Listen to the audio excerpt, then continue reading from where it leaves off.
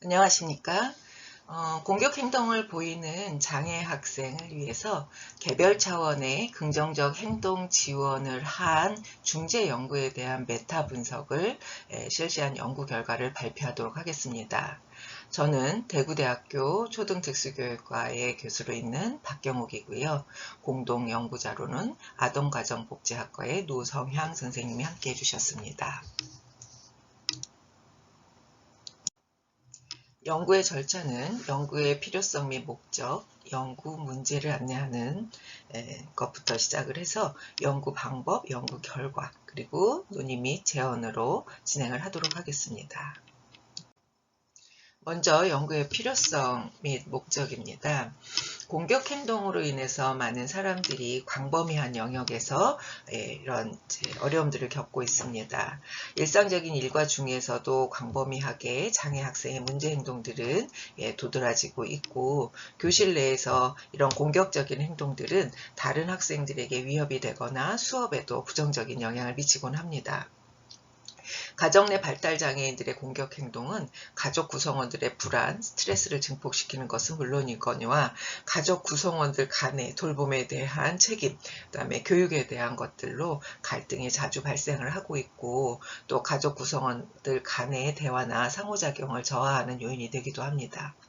지역사회에서 이런 발달장애인들이 보이는 공격 행동은 주민들을 위협감을 느끼게 하기도 하고, 발달장애인에 대한 다른 편견으로 각인이 되기도 합니다. 이러한 것들이 발달장애인들에게 사회적인 통합의 걸림돌이 되기도 합니다. 학생들이 보이는 공격 행동을 감소시키기 위해서 다각적인 노력들을 해오고 있습니다. 부모, 교사, 기타 전문가들이 상호 협력을 하면서 문제를 해결해 나가고 있고, 또 이러한 문제 해결의 방식들 중에 가장 크게 영향을 미치고 있는 것 중에 하나가 긍정적 행동 지원이라고 하는 것인데, 이런 긍정적인 행동 지원을 통해서 바람직한 행동을 촉진시키거나 그 도전 행동에 해당하는 행동들을 대체해서 다른 바른 행동을 하도록 하는 그런 노력들이 많이 이루어지고 있습니다. 발달장애인들이 보이는 공격 행동의 근본적인 문제를 이해하고 대처하는 방법들을 익혀서 관련 당사자들 간의 지속적인 의사소통을 통해서 문제 해결을 지원해 오고 있습니다. 그 중에 가장 대표적인 것이 긍정적 행동 지원이라고 하는 것인데, 아이들이 가지고 있는 도전 행동들, 또 공격적인 행동들을 긍정적 행동으로 바꿔주면서 자기 스스로 자기 행동에 대한 조절력과 집중력, 교실 내 규칙을 준수한다든가 같은 것을 익히게 함으로써 행동의 문제를 점점 줄여 나갈 수 있게 되고요. 또 친사회적인 행동들을 익혀 나가게 됨으로써 다른 사람들과의 관계를 개선하는 데도 크게 도움이 되고 있습니다. PBS가 학교 안에서도 굉장히 크게 영향을 미치고 있고 긍정적으로 자리를 하고 있습니다. 행동이나 행동의 문제 등을 이렇게 조금 더 촉진시키고 서로 상호작용을 할 수 있도록 하는 사회적인 관계 기술들을 익혀나가는데 굉장히 기여를 하고 있고, 이런 PBS는 문제행동 감소에 유의미한 효과, 그다음에 신체적, 언어적, 사회적인 어떤 관계를 형성하는데 긍정적인 효과가 있다라고 하는 것들이 증명되고 있습니다. 중재 연구를 통해서 그 중재의 효과가 굉장히 긍정적으로 평가되고 있는데, 그렇다면 어떤 상태에서 어떠한 중재 방법이 효과적인가에 대한 것들을 그동안 수행된 연구들을 통해서 이렇게 메타 분석을 해서 이 PBS가 공격 행동 개입의 효과를 평가해 보는 것이 필요할 것으로 생각이 되어서 이 부분을 연구 문제로 설정을 하게 되었습니다. 이렇게 중재 개입의 효과가 얼만큼 큰가, 어떤 것이 가장 주요 변인이고 어떤 것이 그렇지 않은 변인인가에 대한 것들을 밝혀내면서 학생들에게 가장 맞춤형의 중재 방법을 계획하고, 또 이것들을 보완할 수 있는 실제적인 행동 관리의 지원 체계를 수립하는 데 기초 자료로 활용될 수 있을 것으로 기대하고 있습니다. 그래서 이런 연구 목적을 달성하기 위해서 연구 문제를 두 가지로 설정을 하였습니다. 하나는 장애 학생을 대상으로 실시된 개별 차원의 PBS의 연구 동향과 특성은 어떠한지, 두 번째 장애 학생을 대상으로 실시된 개별 차원의 PBS의 효과의 크기는 어떤 것인지 하는 것을 살펴보도록 하겠습니다. 연구의 결과를 도출하기 위해서 분석 대상의 논문을 선정하였습니다.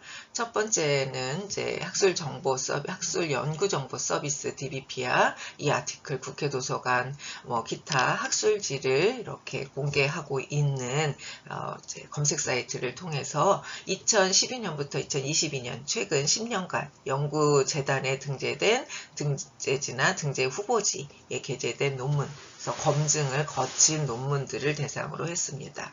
검색 키워드는 긍정적 행동지원, 개별 차원, PBS, PBS 행동, Positive Behavior Support, 공격 행동, 이런 검색어를 가지고 접근을 했습니다. 검색된 논문들은 프리즈마의 연구 논문 선정 과정을 거쳐서 식별, 선별, 적격성, 최종 합성 여부 등을 고려하여서 최종적으로 선택을 하게 됩니다. 분석 방법입니다. 첫 번째 분석 변인에 대해서는 그동안 메타 분석에서 PBS를 다루었던 선행 문헌 분석 등을 토대로 해서 분석 틀을 설정을 하게 되었습니다. 그래서 학교급별, 장애 유형, 중재 환경, 중재 회기, 중재자, 설계 유형을 코딩을 했고, 또 그 연구들 수집된 그다음에 적합한 연구라고 포함이 된 그 논문들의 사회적 타당도, 중재 충실도, 관찰자 간 신뢰도 변인들이 적절하게 이루어졌는가 하는 것들을 토대로 분석을 하였습니다. 검증한 결과 사회적 타당도의 평균은 91.3이었고 중재 충실도는 91, 관찰자 간 신뢰도는 보시는 바와 같이 나타나고 있습니다. 자료 분석은 파커, 베네스트, 데이비스가 단일 대상 실험 연구를 대상으로 메타 분석한 방법으로 구간 간 비중복 비율을 측정하는 타우 U 값을 제안했습니다. 이는 박은영, 심미경, 최수정 이 단일 대상 연구를 대상으로 해서 메타 분석을 했던 방법과 동일하게 적용이 되었고, 여기에 시각적인 자료 추출 방법과 타우 U 효과 크기를 분석하여 활용했습니다. 각 구간 간 비교를 통해서 타우 U 값을 도출한 후에 조절 변인에 따른 효과 크기를 비교하고 분석하였습니다. 보시는 바와 같이 프로그램은 웹을 기반으로 해서 만들어져 있었기 때문에 이를 활용해서 단일 대상 연구의 결과 값을, 그래프 값을 수치로 변환하여 입력하였습니다. 비중복 비율을 비교하여 타유 효과 크기를 분석하는 것으로 이렇게 접근을 하면서 개별 학생에게 기초선, 중재, 유지 구간의 이런 효과 크기를 산출해내도록 하였습니다. 웹 기반의 프로그램을 사용해서 타유 비모수적 통계 검증을 통해서 효과 크기를 살펴보았고 신뢰 구간을 도출해내었습니다. 개별 효과 크기를 산출할 때 몇 가지 고려사항이 있었습니다. 첫 번째는 동일한 참여자를 대상으로 각기 다른 다수의 구인을 측정한 경우에는 효과 크기가 독립적인 것으로 간주하고 효과 크기별로 별도로 산출해내었습니다. 한편의 논문에 각기 다른 참여자가 대상이 되는 경우 효과 크기를 독립적으로 간주해서 효과 크기를 별도로 산출해내었습니다. 분석 대상 논문은 총 28편이었고 한 편에 또 3명 또는 2명의 연구 대상이 포함된 경우가 있어서 총 45명의 장애 학생의 데이터를 분석하게 되었습니다. 분석 논문 중에 24편은 중다 기초선 설계였고 4편은 반전 설계, 그 다음에 중다 기초선 설계의 경우 A, B, 기초선과 중재, 구간 간 비교를 통해서 각 사례별로 중재 효과 크기 타우유를 산출했습니다. 반전 설계의 경우 기초선과 중재, 기초선과 중재, 기초선과 중재, 구간 간 비교를 통해서 각 반전 개수별로 중재 효과 크기를 산출해냈습니다. 이러한 과정을 통해서 28편의 논문에서 총 77개의 개별 사례에 대한 효과 크기를 검증해낼 수 있었습니다. 연구 문제별로 자료 처리 방법에 대해서 살펴보도록 하겠습니다. 연구 문제 1에서 장애 학생의 개별적 긍정적 행동, 연구 동향과 특성에 대한 자료 처리는 코딩된 자료를 바탕으로 해서 빈도수를 분석해서 계산했습니다. 연구 문제 2에서는 장애 학생에 대한 개별 차원의 긍정적 행동 지원의 효과 크기를 산출해내었고 타우유를 계산해서 구간 간 자료의 비중법 비율 값을 구했습니다. 타우유는 -1에서 +1 사이의 값을 갖게 되는데 효과 크기를 그 절대값을 기준으로 해서 해석을 하면 0에서부터 0.65까지는 작은 중재 효과, 0.66에서 0.92까지는 중간 중재 효과, 0.93에서 1까지는 큰 중재 효과를 가지고 있다라고 해석했습니다. 중재 절차에 대한 부분 중에 가장 중요한 분석자 간 신뢰도입니다. 분석자 간 신뢰도는 전체 논문 중에 약 30%인 6편의 논문을 무작위로 선별해서 2명이 코딩한 내용의 일치도를 살피면서 산출하게 되었고 그 결과 97.4%의 분석자 간 신뢰도를 구할 수 있었습니다. 분석한 논문들은 총 28편으로 보시는 바와 같이 전반적인 개요를 살펴볼 수 있습니다. 이는 자료를 참고하시면 좋겠습니다. 개별 학생이 가지고 있는 공격 행동에 대해서 단일 대상 연구 설계를 활용한 PBS 중재를 실행한 논문 중에 포함 조건을 만족한 논문은 총 28편의 논문이었습니다. 포함 조건을 모두 만족시킨 메타 분석에 포함된 논문은 이에 해당하는 총 28편이라 보시면 되겠습니다. 효과 크기를 알아보기 위해서 분석 수는 중재의 경우 40개, 유지의 경우 37개, 이렇게 나타났고 학교 급별로 살펴보면 초등학생을 대상으로 한 중재 크기를 알아보기 위한 분석수는 총 37건, 중학교는 14건, 고등학생은 26건이었습니다. 자해 유형별로 보았을 때 자폐성 장애 학생들의 분석수가 총 22개로 가장 많았고 중복장애가 14, 주의력결핍, 과잉행동장애, ADHD라고 하는 학생들은 8, 지적장애 학생은 33, 지적장애와 자폐성 장애를 가진 학생들이 전체 연구의 77개 중 55개에 해당하는 72%에 해당하는 다수가 발달장애, 자폐성 장애와 지적장애인 것으로 알 수 있었습니다. 중재 환경은 특수학급이 50개, 특수학교의 교실이나 특별실 등과 같이 한 곳이 13곳으로 특수학급 환경에서 진행된 연구가 다수였습니다. 중재 기간도 20회기 이상인지 이하인지로 구분을 했는데 20회기 이하의 경우는 37, 그 다음에 20회기 이상 장기적인 기간 동안 연구를 수행한 것은 40개였습니다.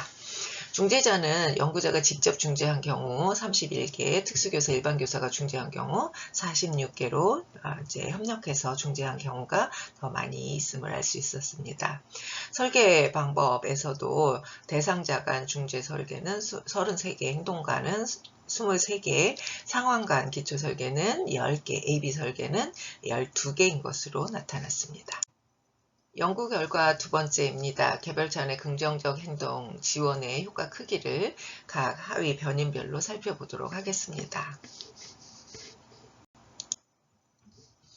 먼저 전체 중재 효과에서 중재기와 유지기에 대해서 살펴보면 보시는 바와 같이 중재와 유지 시기의 효과 크기는 굉장히 큰 것으로 나타나고 있습니다.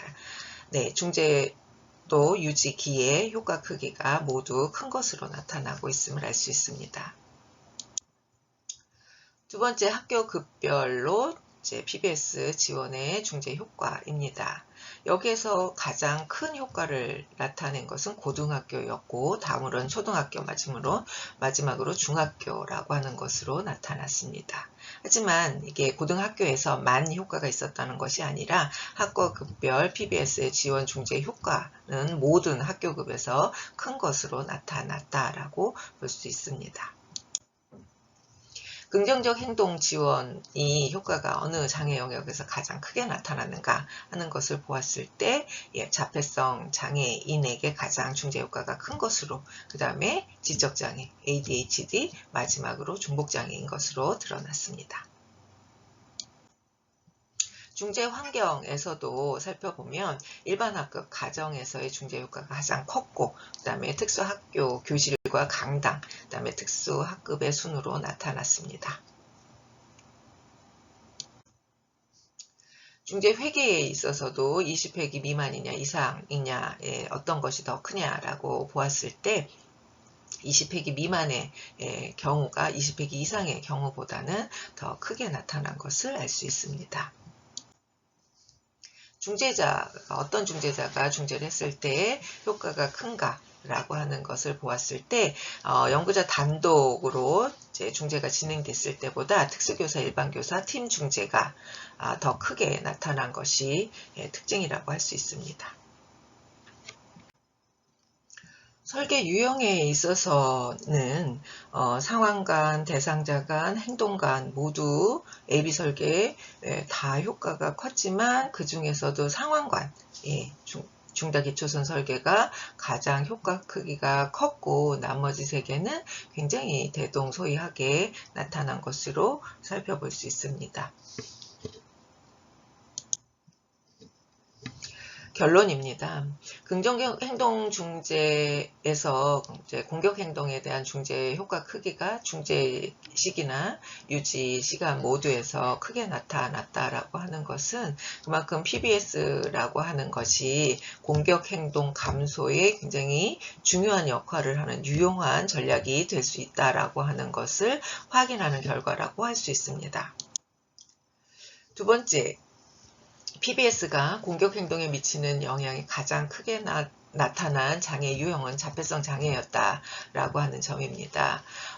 물론 자폐성 장애 학생들이 가지고 있는 특징적인 것들이 있습니다. 의사소통의 어려움, 상호작용의 어려움, 특히 이제 의사소통의 어려움으로 자신의 요구나 이런 것들이 상대에게 적절하게 잘 지원되지 못하기 때문에 발생하는 문제들로 인해 학생들이 보이는 공격 행동이 다른 장애 유형보다 더 크거나 반복적으로 나타났다라고 하는 이런 결과로 보았을 때 그만큼 PBS가 자폐성 장애 학생들의 행동 문제를 관리하고 중재하고 효과적인 친사회적인 긍정적인 대체 행동을 개선시키는데 크게 효과가 있는 중재 방법이다라고 하는 것을 검증했다라고 볼 수 있습니다. 이는 과거에 이제 연구되었던 국내외 연구에서도 같은 결과를 보이고 있어서 이런 것들이 매우 효과적이므로 관련되어진 가정, 학교, 그 다음에 전문가들이 PBS에 대한 것들을 조금 더 살뜰히 살펴볼 필요가 있음을 확인할 수 있었습니다.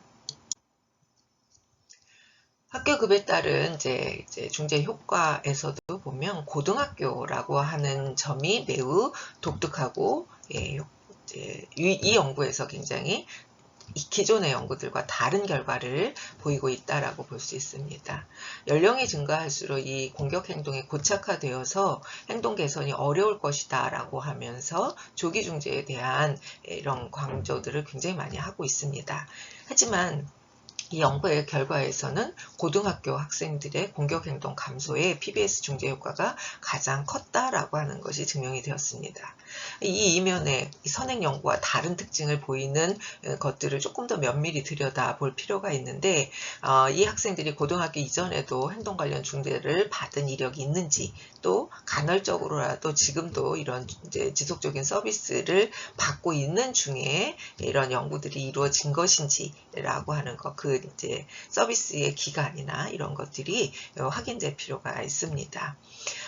그 이유는 선행 연구와 너무나 다른 결과이기 때문에 그렇고 또 그럼에도 불구하고 고등학교 시기에 늦었다라고 생각하는 고착화되어서 어려울 것이다 라고 하는 그런 우리의 통념을 깼다라고 하는 측면에서 이 연구의 의미를 찾아볼 수 있을 것으로 생각됩니다. 따라서 이런 PBS 전략이 이제 그 대상 학생의 연령과 관계없이 매우 효과적인 그런 중재 방법이다라고 하는 것들이 증명되었다라고 볼 수 있을 것으로 사료됩니다. 또 이 긍정적 행동 지원이 어떤 환경에서 중재되었을 때 가장 효과적인가 하는 부분입니다. 앞서 결과에서도 보았던 것처럼 통합된 환경, 가정이나 일반 학급에서 이것은 이 학생들이 구조화된 곳에서는 그 구조화된 환경에서만 먹히는 기술이 될 수 있다라는 점이죠. 그래서 이렇게 통합 환경에서 아주 자연스러운 맥락에서 누구라도 접근할 수 있게끔 그런 교육 지원이 마련이 되어야 한다. 그래서 통합교실 가정에서 기반을 두고 이런 중재들이 일어날 수 있도록 전반적인 인식의 개선이라든가 또 이런 이제 그 관련된 사람들의 지식을 향상시키는 측면에서의 노력도 필요할 것으로 보여집니다. 자, 특수교사와 일반교사로 구성된 팀 매개 효과보다 연구자 단독으로 중재했을 때의 효과가 더 컸다라고 하는 것입니다. 이거는 과거 2016년, 6년 전에 박은영, 최수정, 신미경이 발표한 연구하고도 일치되는 결과입니다. 결국 이 부분에 있어서도 우리가 상식적으로 이런 이제 서로의 전문성을 가진 사람들이 함께 하는 것이 더 중요할 것이다, 더 효과적일 것이다 라고 하는 통념을 깬 것이라고 볼 수도 있고 그 통념이 그대로 일치되었다라고 볼 수도 있을 것으로 보여집니다. 연구자 단독으로 했다라고 하는 것은 일관성 있게 또 밀도 있게 이렇게 이제 중재가 지원되었다라고 하는 것을 확인해주는 결과이죠. 그리고 또 연구자 단독으로 통합된 환경에서 지원이 되었을 때 그것들이 효과성을 발휘할 수 있다라고 하는 측면에서도 매우 긍정적인 평가라고 할 수 있습니다. 따라서 누가 하더라도 일관성 있고 체계성을 갖춘 그런 접근이 필요하다라고 하는 것이 이 연구 결과로 다시 한번 증명이 된 것이라 할 수 있습니다. 네, 마지막 이야기입니다. 어떤 설계 방법이 공격 행동을 감소시키는데 유효했느냐, 그 효과성이 어떤 것이 가장 큰 것이었냐라고 하는 것을 살펴보았을 때 어떤 연구 설계 방법 모두 그 효과성이 큰 것으로 나타났습니다. 그 중에서 가장 큰 것이 상한간 중다기초선 설계 중재 방법이었다라고 하는 것을 확인할 수 있었습니다. 이는 다른 행동과 달리 한 대상 학생 한 명에게 다양한 장면 속에서 같은 행동에 대한 것들을 한 사람이 집중적으로 또는 여러 사람이 집중적으로 관리했을 때 이 공격 행동이 감소되고 대체할 수 있는 긍정적인 행동들로 바뀌어졌다라고 하는 것을 확인할 수 있었습니다. 다른 설계 방법보다 특정 행동에 대한 적극적인 개입이 진행이 됐고 그것 때문에 중재 효과가 컸던 것으로 해석해 볼 수 있습니다. 이와 관련해서 여러 선언 연구에서도 상황간 중재, 중다기초선 설계의 중재 방법에서의 효과성을 검증한 바 있습니다. 그래서 이 연구들이 우리의 연구 결과를 지지하고 있다라고 볼 수 있습니다. 이상과 같이 장애 학생들 중에 공격 행동을 보이고 있는 아이들에게 긍정적 행동 지원을 단일 대상 연구로 진행한 연구들에 대한 효과성 검증을 확인해 보았습니다. 굉장히 다른 그 전에 선행 연구와 다른 결과를 보이는 그런 연구 결과도 있었지만 또 이전에 선행 연구와 일치되는 연구들도 있었습니다. 이렇게 이제 중재 효과를 검증했다라고 하는 것은 우리가 앞으로 중재 계획을 수립할 때 이런 이제 중재 효과를 한 번 더 검토해 보면서 어떤 중재 방법으로 적용하는 것이 어떤 상황에서 누가 이제 하는 것이 가장 효과적인지에 대한 계획을 수립하는 데 매우 유용하게 활용될 수 있을 것이다 라고 기대를 할 수 있습니다. 네, 끝까지 경청해 주셔서 감사합니다. 연구를 수행하며 참고한 논문들의 입니다. 연구 과제를 수행을 하면서 굉장히 많은 선행 연구들을 살펴보았고 많은 도움을 받을 수 있었습니다. 끝까지 경청해 주셔서 감사합니다.